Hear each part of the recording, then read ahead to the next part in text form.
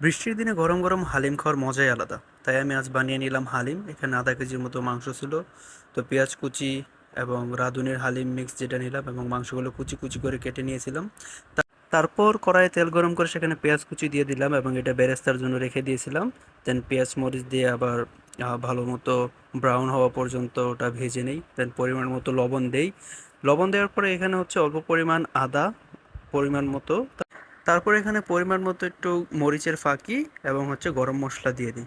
এগুলো দেওয়ার পর হালিম মিক্সের প্যাকেটের সাথে যেই মশলাটা ছিল ওই মশলাটা আমি দিয়ে দিই এবং দেওয়ার পর হচ্ছে 4-5 মিনিটের জন্য এখানে অল্প একটু পানি দিয়ে মশলাগুলো ভালোভাবে কষিয়ে নিই।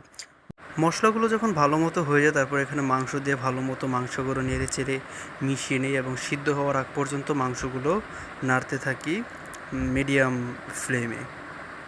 তারপর এখানে পরিমাণ মতো পানি এবং ডালের মিশ্রণ দিয়ে ভালো মতো নেড়ে নিই এবং এটা মিডিয়াম ফ্লেমে অল্প আঁচে 1 থেকে দেড় ঘন্টার মতো রান্না করি।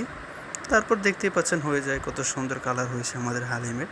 তারপর ফুল ফ্যামিলি নিয়ে সবাই হালিমগুলো পরিবেশন করে খাই এবং উপভোগ করি এবং খুবই মজা হয়েছিল হালিমটা। তার আপনারা চাইলেই বাসায় এটা রান্না করে খেতে পারেন। এই ঠান্ডা পরিবেশে অনেক ভালো লাগবে আপনাদের।